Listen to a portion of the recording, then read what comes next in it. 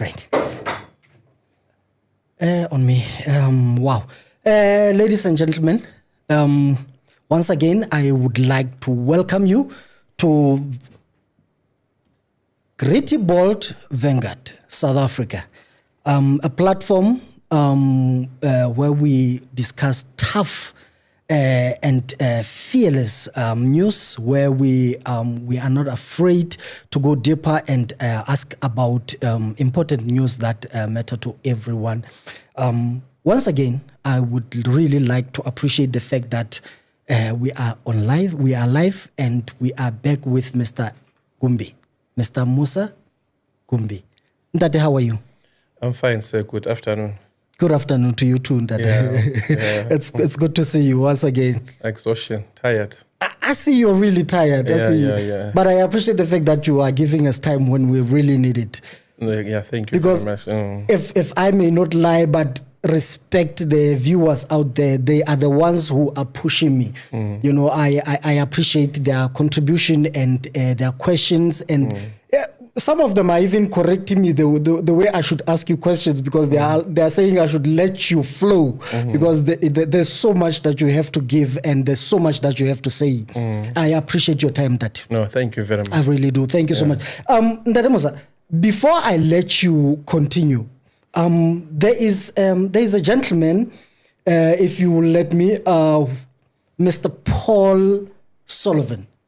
He's one of the renowned, like the best private investigators in South Africa. Have you met him? And has any instance have you worked with him? Oh, good afternoon, viewers. Once again, thank you. I greet you all. And look,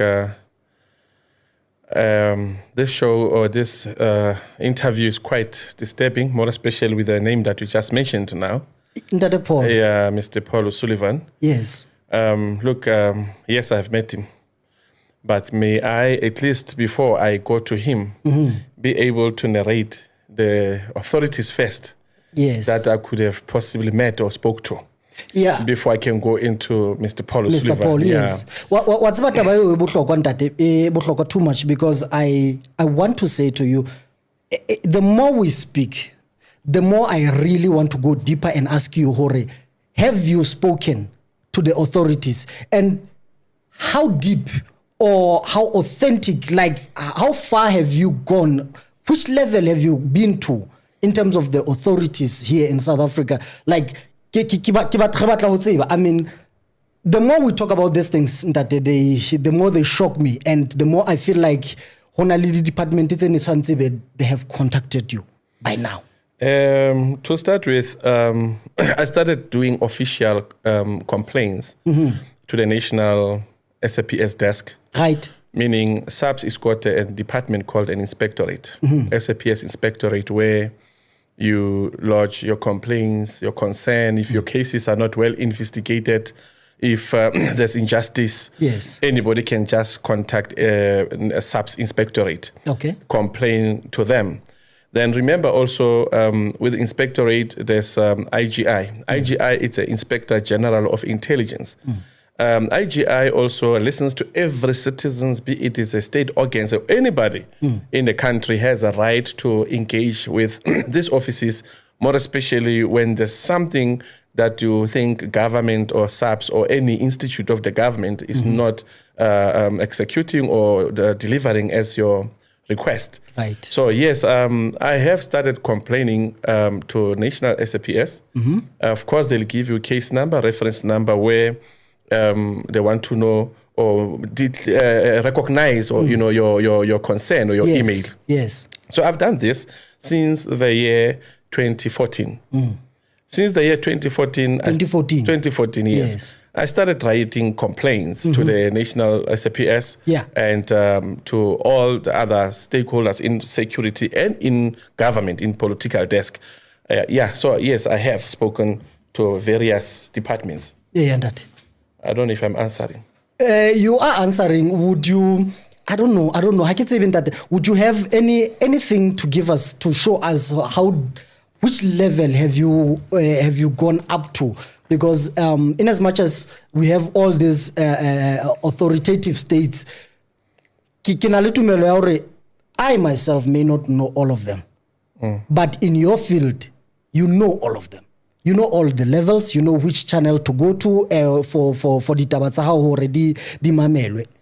Okay, before I come to the public domain, I had internally, by all means, engaged almost many generals, many brigadiers, right, and tried to explain my problem or my concerns.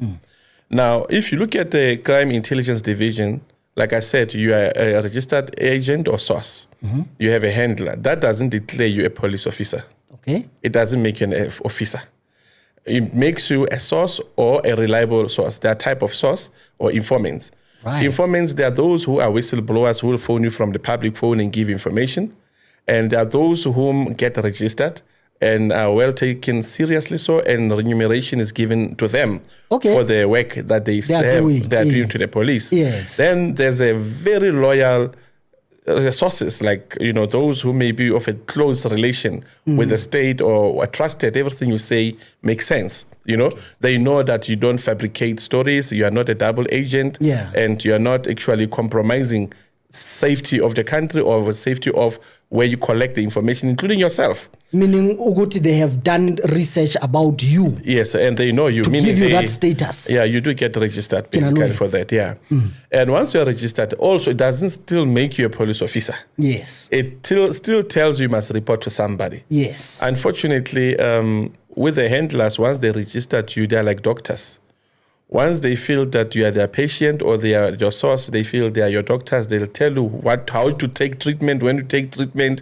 And meanwhile, the crime or things or the country will be burning. Right. So at some times, you can't even complain to their bosses because they make the report to their generals, to their seniors. Okay. If they feel that they want to discredit you, they will discredit you. Okay. They can sit and say, but this gentleman, he's not good, because they are covering the dirtiness that they are involved into. Example, you expose a syndicate where some of his friends or colleagues are involved. Definitely what they're going to do, they're going to shut you off. They're going to give you a bad character. They're going to blackmail you. They are not going to actually listen to you anymore. So once they go in there, they actually blackmail you. Please forgive me. So you mean there can be a point where you would have to jump your handler and go to his supervisor general or whichever status that they are in. Which is not easy to reach their superiors because, number one, he registered you. You don't expose yourself when you are registered. It's for your own safety. Yes. It's very important to be private, not to be known. Once you are known, meaning you are no longer a loyal an agent or a source to the state. Number two, even if you go, you try, your handler will know because internally they see, they approach each other and their colleagues. So none of them take it seriously because they discuss you now. Yeah. Like, man, Ola, just leave him because you know what? He's full of stories, man. He doesn't listen, So because maybe they may not be able to match with your energy or the type of information. I'll give you an example. Oh, no, maybe before I go there, I think I've answered your question. You have that. I don't want to cut you. Here's my problem. I feel like maybe that one of what you have said, it's exactly what happened to you. Because here's my take. Just my simple take. Kore, if your handler out discredit it means all the information, whether credible or not, how will I to be viable. And you cannot actually work with any other department. Let's say organized crime registered you, or military intelligence registered you. That number or the source number that you have or identity, that is the one, it will pop up on a system that you are an active source and a reliable source. The moment you do something like that, other department cannot register you. They can't touch you. No, they can't. You need to stick to that department unless and if only, you've experienced these difficulties I'm talking of, and you request them to deregister you. Yes. So you become deactivated. Yes. Somebody else or other department can work with you. So unfortunately, the way crime is so big, you end up meeting all type of units, right? Because of the level or types of crime you come across, right?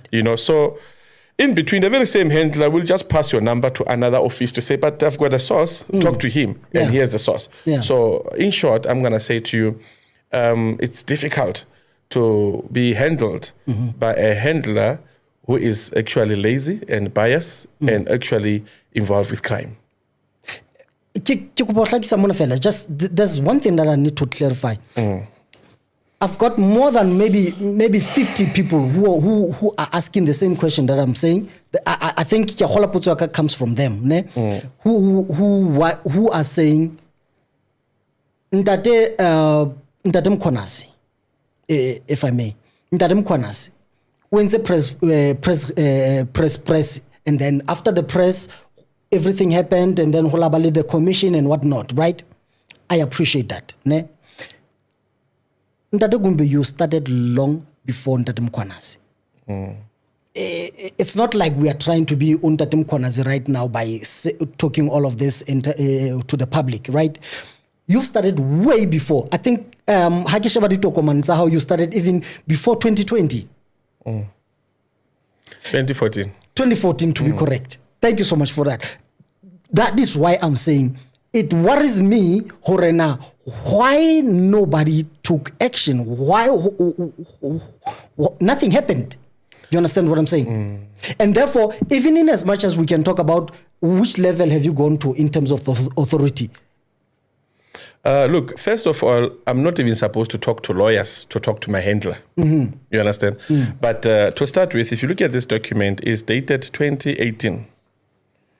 And if you look at this document, please have a look at it. Look at the date and please read that quick letter, what it says to the nation, to the units that I've requested a meeting or presentation to them. Okay, it goes as follows. Attention to Advocate Simo Chamani. 1st June 2018. Our ref, TM, they say, complainant Mr. Gumbe TM, South African Police Service Crime Intelligence, SEPS, CIA. CI.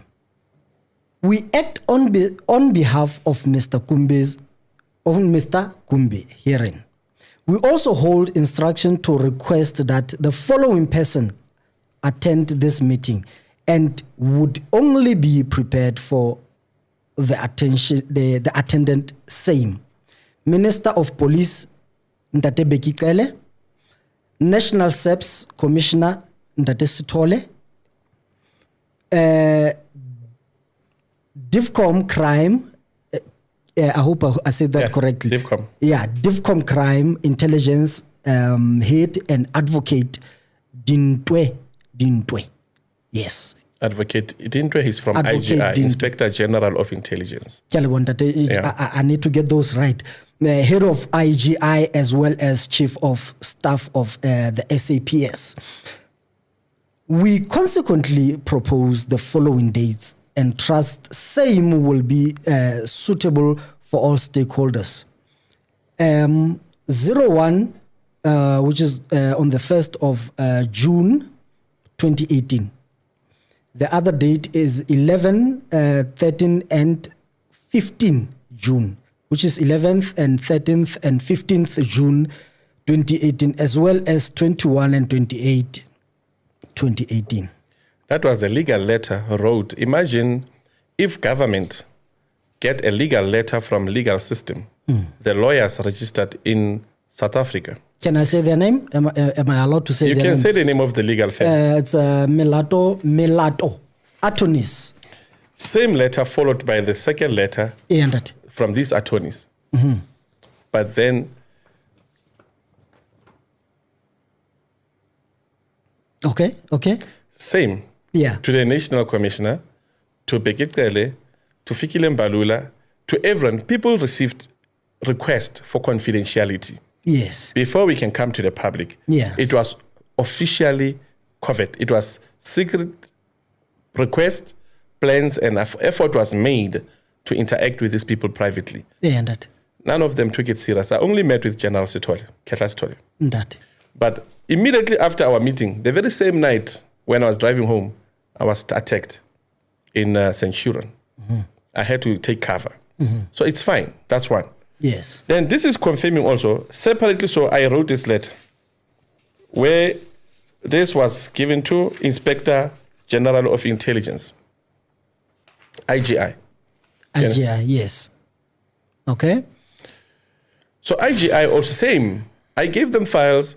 Then they spoke to National Crime Intelligence. These guys from CI, they told IGI they don't know me, they've never met me, they don't know anything about me. They still lie. So what leads us to positions like this is where you end up, people treating you like a mad person or like a liar when you know all your efforts and sacrifices for the country. Yeah. Look, I was not doing this thing for me. What bothers me to run up and down the streets, run after the gangsters, run against crime, severe crime like this, which is of a national interest and for public safety. And it becomes my responsibility to beg government to listen to me, to beg government to do the right thing. Yeah. So this is actually the background that proves the legitimacy of my existence and that what I'm doing here, what I'm talking here is not fake. Yeah. Look, I've done an effort. I've knocked almost every door. Yeah. I've spoken to even Parliament. I've got emails that were sent to them. Yeah. So imagine the whole country becomes blind against one individual who only wants to save the country. I'll give you the last thing. Had we did not play part, this country could have been bombed long way back. South Africa could have been attacked by different groups. What are you talking about? No, I mean it. Yeah. There are groups that are operating in this country. There are people that were even paid to take down and ban all the courts in this country. You understand? But we tried to have confidential discussion. We can't disclose files now again. But I'm saying, imagine that kind of national. It's an information for CAT. There's a unit called CAT, Crime Against Terror State. Look, bruh, that is a sensitive information that we shouldn't take light.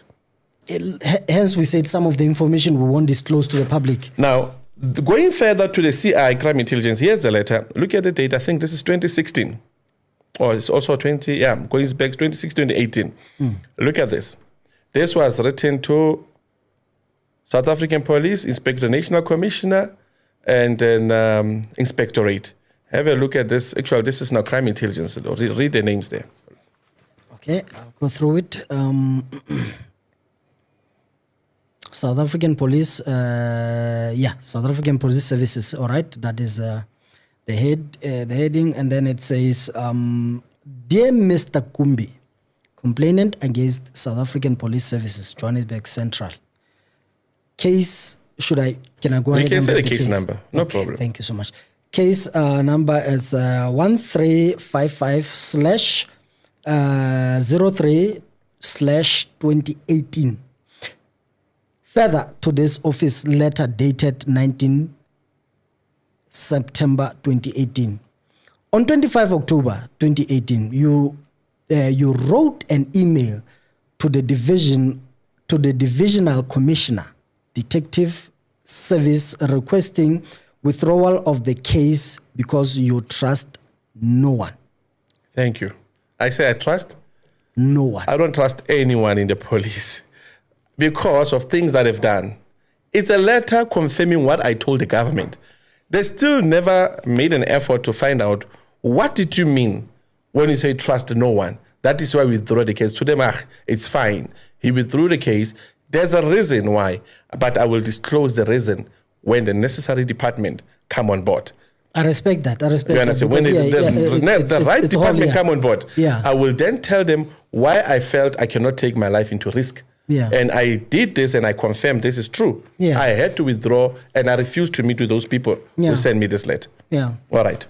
Now, the second last one is this one.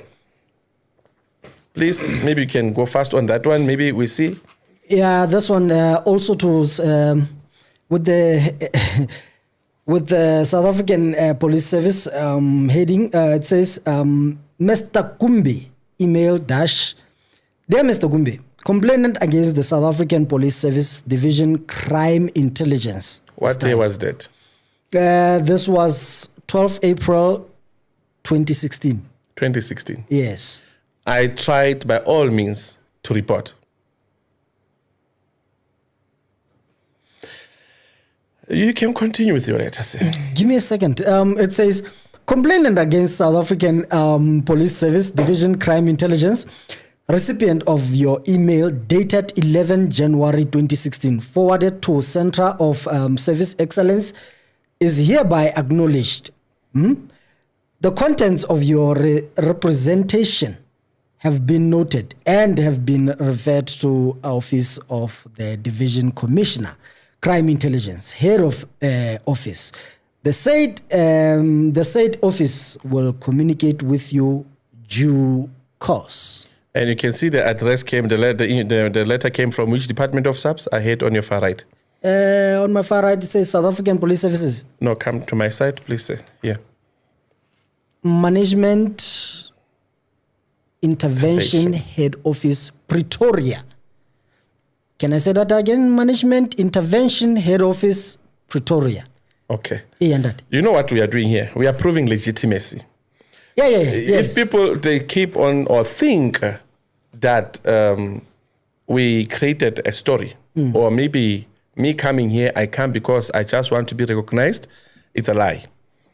I do this, or I'm willing to talk. I'm talking because I have, silently submitted files, proposals, emails, which they've ignored for years. And worst part, these things and crimes that are taking place in the country were not to happen. They were not going to happen at all, but they decided to ignore the submission of that. And they kept on lying that they'll come and meet with me. None of them has ever come forward. Okay. So I'm holding a letter here from the Intelligence Office, Republic of South Africa. Yeah. And it's dated 5 June 2018. And it says Mr. T.P. Melato attorneys. That's a third lawyers. Imagine I used first lawyer, second, 3 advocates I've used to communicate with SAPS. Yeah, yes. There's Melato attorneys, that's the first one, basically. Yeah, that's the first one. Yeah, there's a third one, actually. There's a second one. I saw it somewhere. I'll get back to it.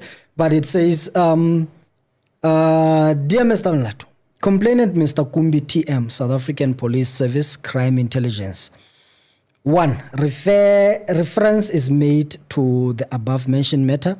Your letter dated 21 May 2018, and in particular, telephonic conversation held with you and your client. So they did contact you. They called me and my lawyer. Oh, yeah. Okay. And then secondly, kindly be informed that the Office of the Inspectorate General of Intelligence is unable to, there's a term here, unable to accede to your request for a meeting as proposed in your letter. As advised telephonically, the Inspectorate General of Intelligence derives his mandate from the Intelligence Service Oversight Act of Act 40 of 1994. In brief, the IGI monitors the intelligence and counterintelligence activities of the intelligence services, which includes South African Police Service Crime Intelligence, SAPS-CI. As such, the IGI is not part of the SAPS-CI and cannot negotiate on their behalf. That was IGI now, saying they cannot, but they managed to interact. They went to check my file with CI. The guys in CI, they played hide and seek. And that confirms how much they compromise the intelligence and information that they were given. Yeah. How much they became part of crime. So saying, it is then the reason I met with Paul O'Sullivan. The gentleman I asked you before. Yes. It is now, I went to look for Paul O'Sullivan. You know, when I went to look for Paul O'Sullivan, I realized, man, I'm going through a lot and things are happening and I cannot handle this and then there's no one who's taking me serious. What do I do? And I cannot sit back because already I've done active projects that really needed attention, that we resolved, and some of them were done physically that we know of. I met with him, Mr. Paulo Sullivan.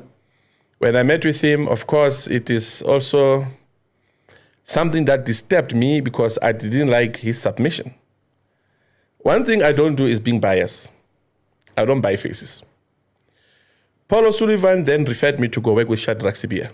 Sibia by then was at the municipal offices in Johannesburg. Okay.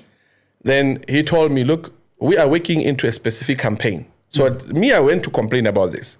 Here comes Paulo Sullivan telling me that I should help Sibia to clean out KZN. I must help Sibia to clean out Johannesburg. I must help Sibia to take out President Jacob Zuma. Those are the instructions. I must help them to destroy ANC. Then I'm like, nah, man, this guy, he's more politically interested. You understand? I refused to work with Paulo Sibia also because I remember I've worked with Shadrach Sibia. And for me to have worked close to him, there are things that happened that made me not to have belief and respect for him or for them.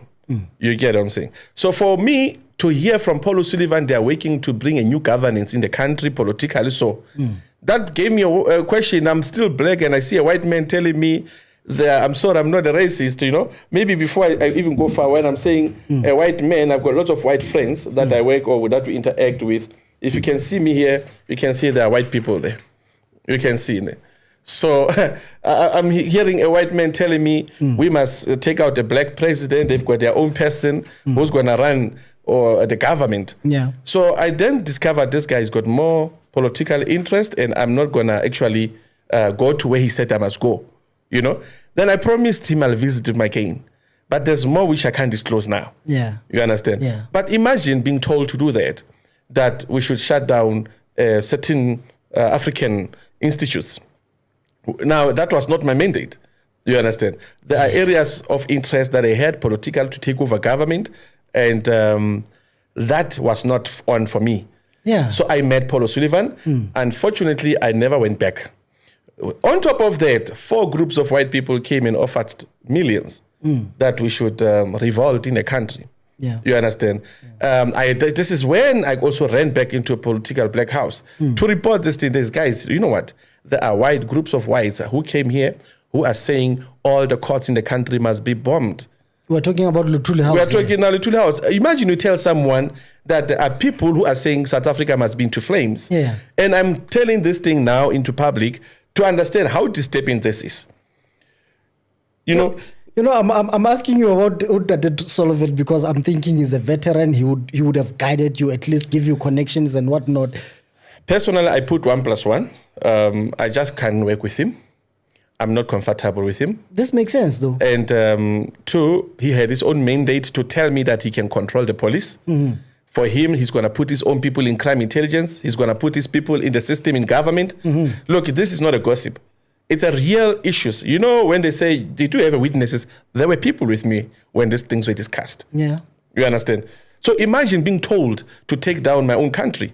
I mean, that one I was not going to do it. I mean, that you understand? Is just so nonsense. It's painful. I'm speaking this in public. Yeah. When I tried by all means to have confidential dialogue with the police, with the secret service, with the crime intelligence, with NIA, you know, which is secret service, all of them, they behave foolish by not coming forward. I even said it on JJ Taban, that there are files that if I have to disclose here, you won't like and you'll be shocked with what I'll show you. Yeah. I've said it in JJ Taban. That was 2019. And I still respect you that you haven't done that because it means you care about South Africa. You understand? So there are people and there are witnesses as well I can bring forward. Yeah. Who were even approached privately in the townships to ban the country. This is not a small matter, my brother. So South Africans still need to come up with positive thoughts and understanding that we are infiltrated. The country is not what we're expecting. Right. You understand? Right. We may have government and political ministers sitting there, but they cannot tell you about the in and outs and the community intelligence and security. They are not looking into such things. And there's such a lot of things that are happening out there. There's so much going on. And so these things, my brother, they are disturbing. Yeah. I'm saying this, that even if something's to happen tomorrow in this country, my people, my South Africans must know I want them. I told them. You understand? It's not like we did not know. Now we'll think even that Donald Trump is mad. America is the one that feeds South Africa with intelligence that there are terror suspects in the country. You understand? USA. And there are 3 attempts or maybe times, they say Michael Mandela Square was going to be bombed. If you remember, even 2 years back, it was announced. So imagine foreign intelligence managing the intelligence of South Africa. And yet we have a crime intelligence in this country. And yet we have ministers that I try to share sensitive files with, but they never took me serious. So do we want to have information from outside world to believe that the country is compromised? Absolutely not. Okay, that is just nonsense. I may not have experience in that field, but that is just absolute nonsense. That work. Yes, sir. This is just too much. This is just too much. Would you allow me to jump to one of the cases that is really of great interest that I wanted to talk to you about? Yeah. Thank you so much. Thank you so much. Look, we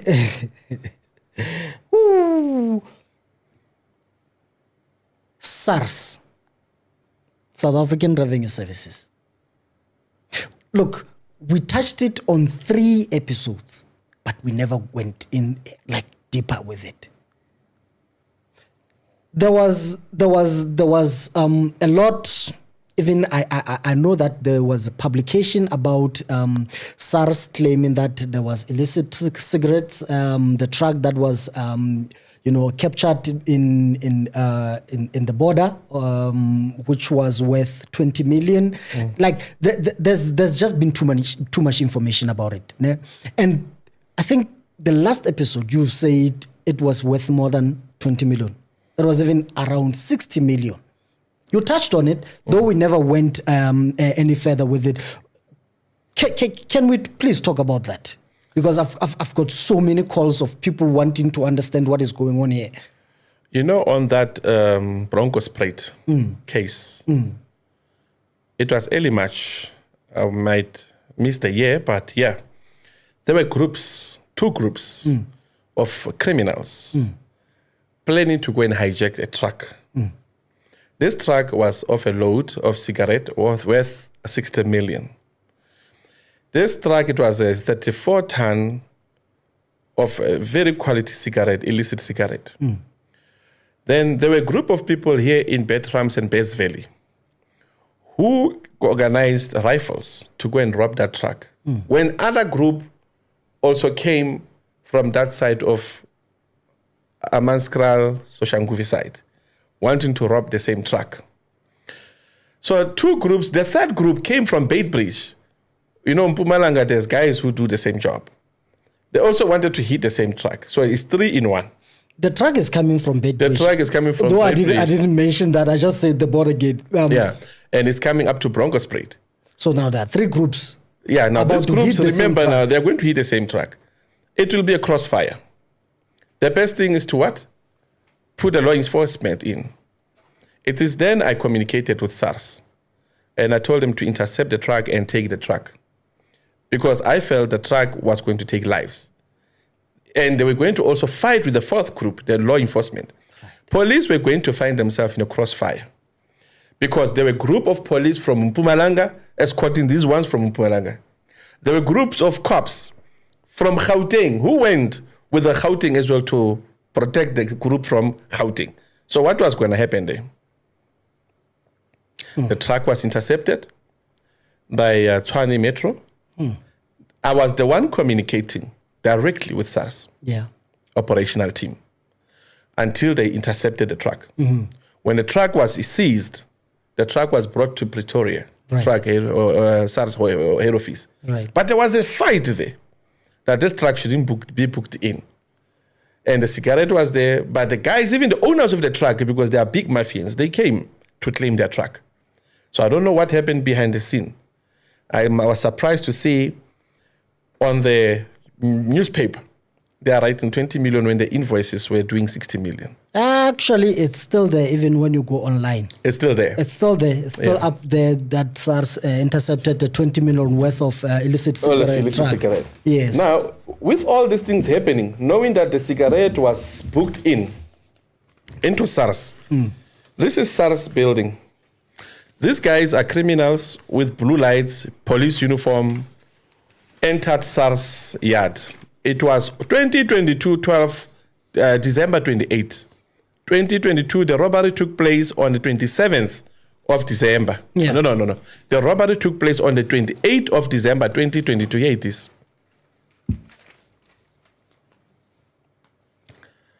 Okay. Do you see that? Please I see the date. Check other pages there. 28, 2022, Wednesday at 1:15. Yeah. I see that. Those guys, they entered SARS yard, bruh. With blue lights, fake police uniform, illegal guns, robbed SARS. Now, what do you mean robbed SARS? They took the whiskeys, they took cigarettes, they took everything there. So in this truck, there were also whiskeys and cigarettes and whatnot. Look, there was everything. SARS storage keeps everything that they feel it's illicit or whatsoever. So it's a warehouse. Yeah. So they went and broke into SARS warehouse. Now, worst part, I followed the syndicate. When we followed the syndicate, we know who are the people behind this. Yeah. I still share the same information with the police. I sleep less. I get and identify the houses, the addresses, the cars, everything. Like, even here, I can even see the number plates and everything. I followed everything. But nothing was done. Yeah. Instead, police started running behind my back, doing their own thing. Mm-hmm. So the question is, till when? Till when? Because this is a key point of the country. SARS is one of the key points, boss. This is not a place where anybody can just enter. I mean, it should be the safest place.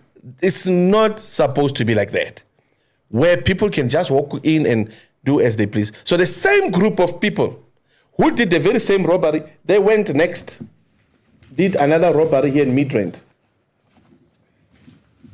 And in Midrand, I traced the group and found exactly where they entered. And here, West Part, the JMPD police entered the same warehouse where all these TVs were broken. So, meaning it's SARS, here's another operation. Of the same, over 40 men went with guns in there, tied everybody up and robbed and took over 60 million worth TVs, Samsung TVs. Those TVs were sold in the street here in Joburg. Slow down. Woo. We are talking about the next case involving the very same people who robbed SARS. Yeah. Who allegedly robbed Samsung and took TVs and appliances. Yeah. Same people. Same group. Okay. Please continue. This is something else. Wow. Look, this is only the highlight, my brother. Yeah. To show legitimacy. It's not like I'm gaining anything talking like this. I'm just pissed off. Yeah. I'm tired of trying to please safety of the nation. While businesses are being robbed, companies are being robbed, people are being held hostage. Same group of people, some of them are arrested. I'm going to show you something. Same syndicate. They are the very same group that is being arrested here for human trafficking and kidnapping. Some of these guys are in custody as we speak now.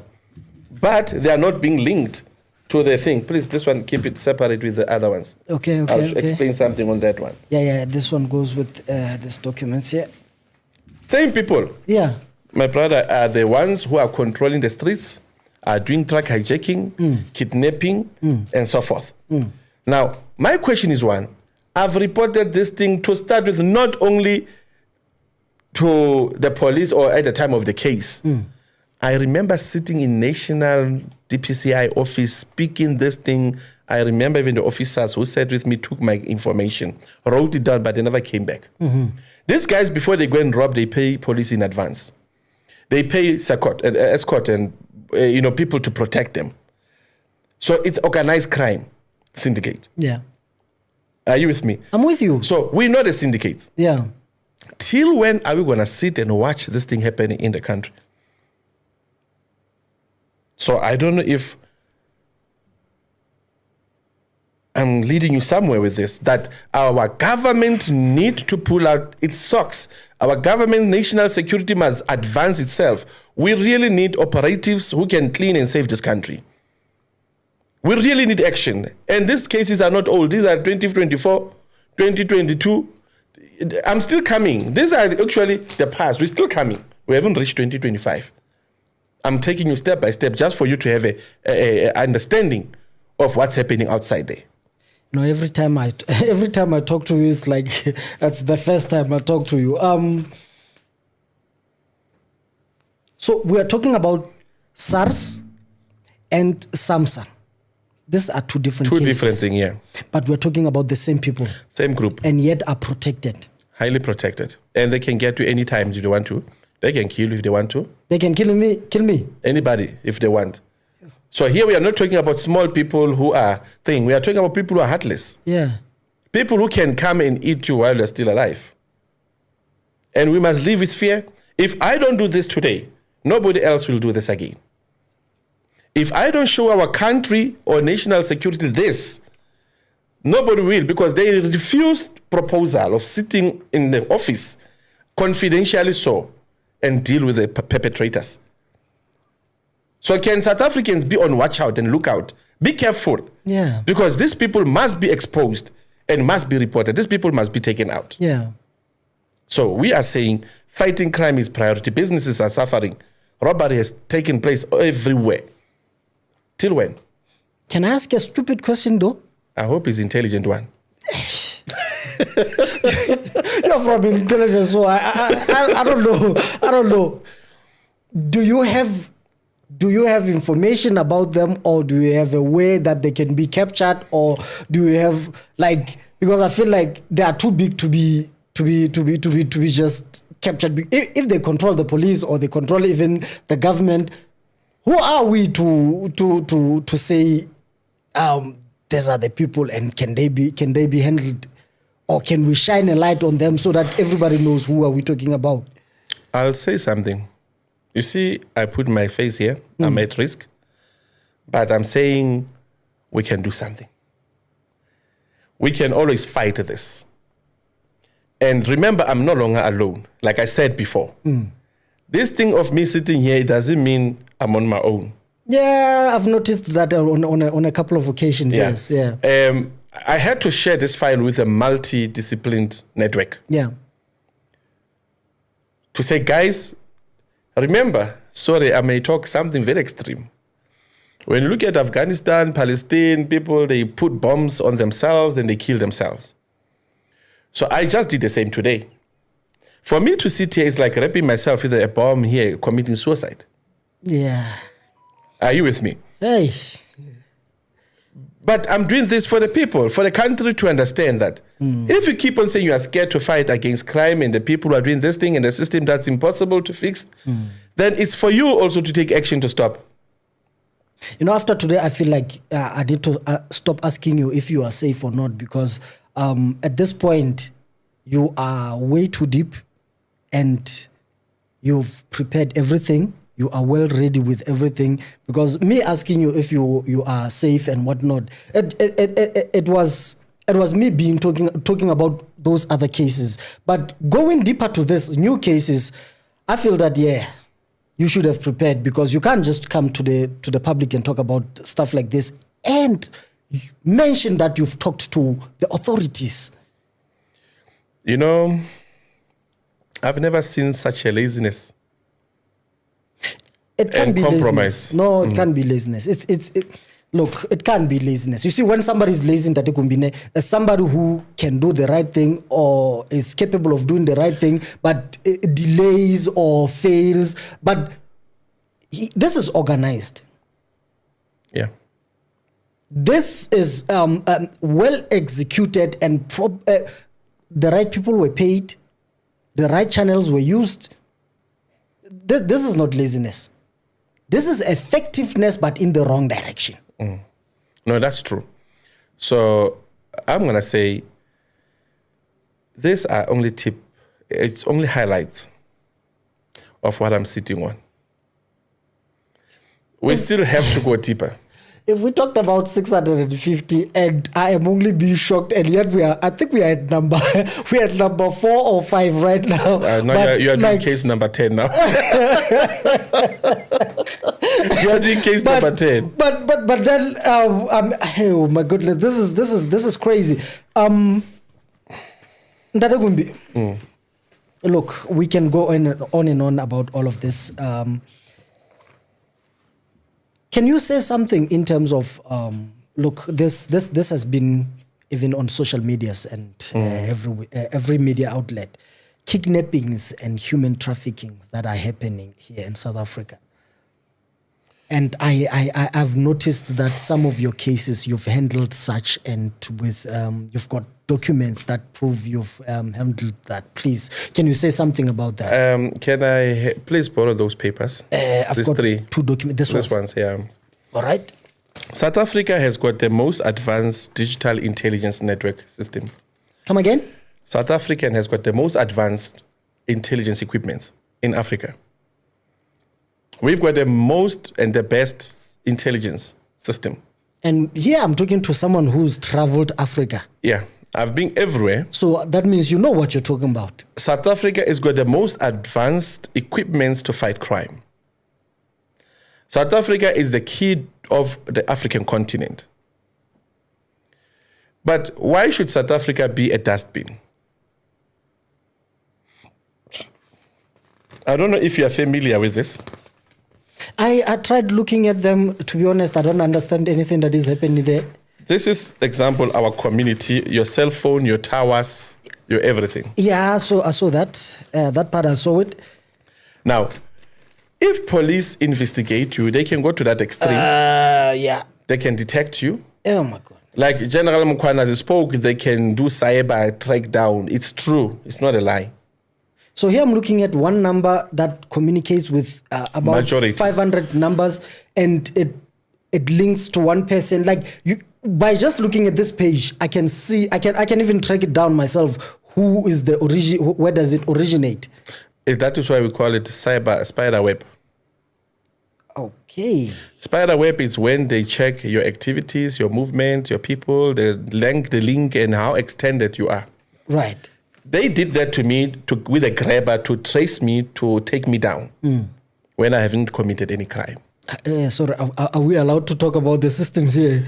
No. Okay. Look, this is a document. You can even get it on Google, that thing. It shouldn't stress you. Once you Google a grabber, you'll understand what is that. You understand? Now, the system was used in commission of crime against me instead of preventing crime. Are you with me? Yeah. So they can do the same thing with the organized syndicates or organized criminals in the country. I mean, this is so powerful. It tracks my car. It tracks my credit cards. It tracks where I eat. It tracks like where I sleep. It tracks where I usually go to train. This is crazy. You know, wherever there's Wi-Fi, there's a tower, there's anything electronic. Even now, they can see us here. We are. We shouldn't think, because all these are computers. There's IMEI and everything. They can see us. According to this, they can see us. They see everything. Because they can tell the number of the people sitting here. The digital footprint is crazy. Listen, it's not like they don't know when to pick me up if they want to pick me up. Yeah. They know. You understand? If they have to do something in commission of crime, they know how to use those equipments. It's not like they don't know what to do. But I'm warning also, they shouldn't waste state resources. Tracking down things that has no benefit to save the country. They must run after real criminals and syndicates whom they are under their payroll. Yeah. Those of the law enforcement who are captured must be taken out of government, out of the police, out of parliament. Because, you know, even when you go look for a job, my brother, they ask you, do you have any relative member working for this institute? If yes, they cannot hire you because it's nepotism.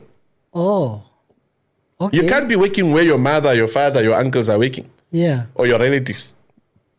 Okay. So similarly, we cannot sit back there and watch SAPS or crime intelligence or the politicians lying to the people. If we can't fix this on our own, I'm saying it again, nobody can and nobody shall. For me, I'm still proposing that it's not like the whole system is corrupt. Yeah. There are those who are in the system as well, they are scared to come out. Mm-hmm. Even if they want to do the right work, they will be killed. Yeah. There's a simple case. In that interview of JJ Taban, mm-hmm. we spoke of Western Cape 2019, mm-hmm. and he asked me, what do you think is happening in Cape Town? I said, don't you think it's the same police who are killing each other there? Mm-hmm. Because they go behind and tell criminals how to hit those who think they want to clean the system. Mm-hmm. Are you with me? I'm here. So similarly, here in South Africa, as long as you want to do the right thing, you'll always be a person of interest, a target. They'll take you out. Obvious. You understand? Yeah. So even those whom they think I'm personal against them, there's no way, this is my true story. Mm-hmm. It's my true life, what I have experienced. Mm-hmm. My effort, sleepless nights, saving the people who see you working during the day, they don't know you are dying for them. Mm-hmm. They don't know that you are sacrificing your day and night to try to help the system to be clean. Yeah. So in that regard, my brother, I still propose the government, South African National Police Services, South African Military Intelligence, South African State Security, Secret Service, can you please rise up, stand up, save the country? That's all I'm saying. I believe they can. I believe they can. With all the systems they have, I believe they can, honestly speaking. Now, the real issue here is when we talk about them and hoping that they would act. Ne?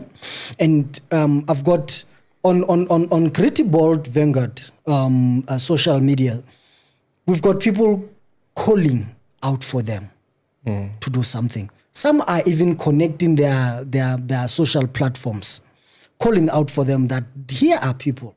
What are you saying about what they're saying? Can you do something about them? And some of them they are literally fighting me, saying, "Are you telling Tate Gumbi to do a press briefing? They want you to do a press briefing." Before I say something about it, can you talk about it? Because they're fighting me for you to do a press briefing. I think I've got about more than 30 people saying, some are even calling, they're just saying, tell Tate to do a press briefing, please. I think the press briefing, I'll do it once SAPS has met me. Okay. I cannot just call for press briefing. Mm-hmm. I want these people to take responsibility. Yeah. I want the national security to take responsibility. Remember, if I do things on my own, I'll also be regarded as a rebel. You understand? I'll be regarded as one of the person of interest to them. Yeah. I'm still giving them opportunity that they must come forward and do the right thing as a government. Respecting the system, yes. I respect that too, yeah. You understand? Yeah. Can the government and necessary department take charge and responsibility of their thing? Then I'll do press briefing.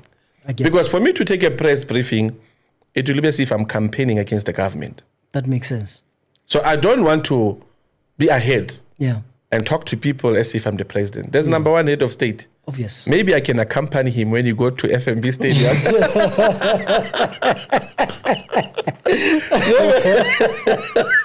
Okay. Maybe I can go to become one of the second national speaker of the country. But so what I'm trying to say, my brother, this is painful.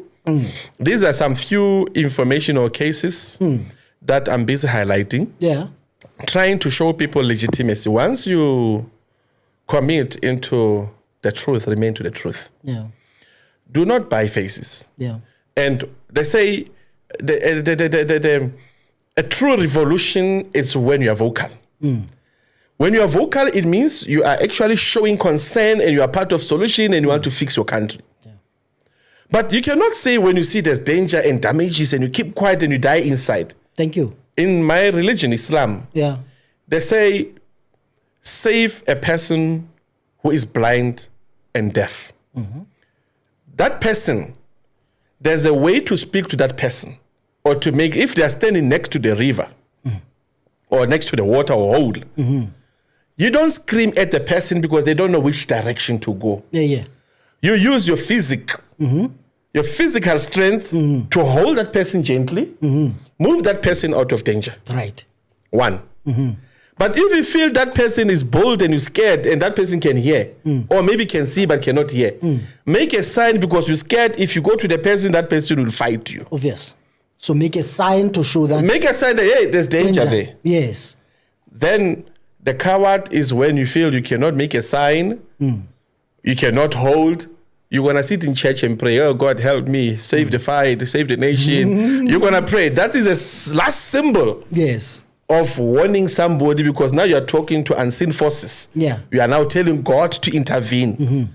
But when will God respond when someone is to cross the road and fall into the hole or into the river? So the first option of grabbing someone and move is better than... No, I get you. I don't know if you understand what I'm saying. So what I'm doing here, I'm giving signs to the government. Yeah. Can you please do something? There's smoke here. Can you please, my country, do something? Yeah. I'm not saying people do something. Yeah. People can also be part of solution. Yeah. By sharing information, by coming forward. I respect that, yes. People can always be protected by the government. We cannot live with communities and people that we don't know what they're capable of. Yes. I mean, why until when? So if you cannot and you're scared to speak and point the person in front of you, then go next door, go tell the police. Each and every community has got a sector vehicle. Yes. But if you tell the very same sector vehicle, you find they're part of criminals, then what? When you see in everywhere in town, Pretoria, Joburg, Free State, you'll see police making as if they are patrolling. They are collecting 20 rands, 50 rands, 100 rands of dacha, of ganja. You understand? Yeah. I saw something when I was in Durban. You know, these guys, I'm shocked. I wish Durban police are all like that. A case at the end. But there's these ladies who are working for Metro. They were busy patrolling traffic. So me, I always want to give something when I see someone do something good. Right. I'm like, Mom, I love the way you work. And I pull out 200. I say, Mom, please take this. She said, no, I'm doing it for you. Don't do that. We are not allowed to take your bribery. I was like, what?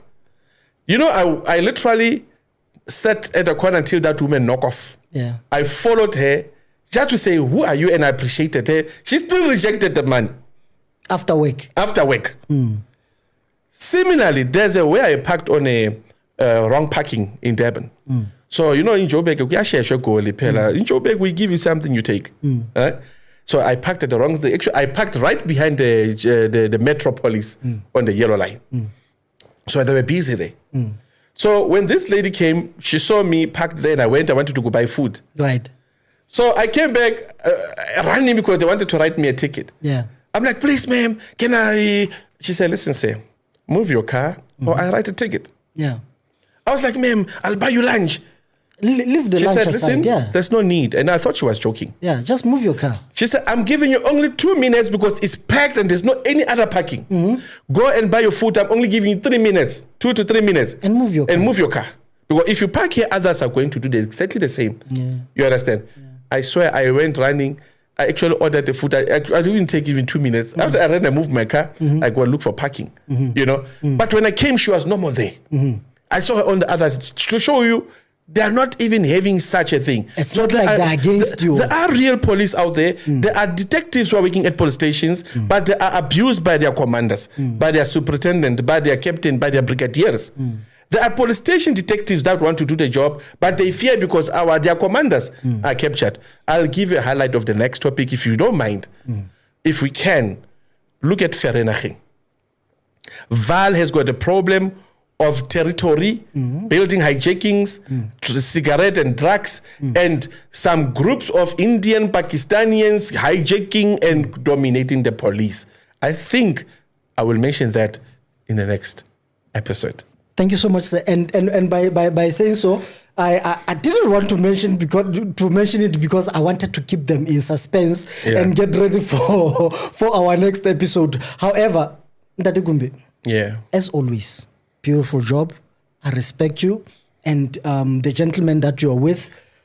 Thank you so much that you found time to come through to me. I don't know why me. I don't know why Criti Bold Vanguard, but at most I just Thank you for your time. I think because you don't know the danger, so you are just excited of the news. There's danger in this. By the grace of God, I will be safe. I promise you, I will be safe because I have nothing against nobody, but I just respect your time. And to the viewers, thank you for being with us. Till next time, with Ntate Gumbi, thank you so much and goodbye.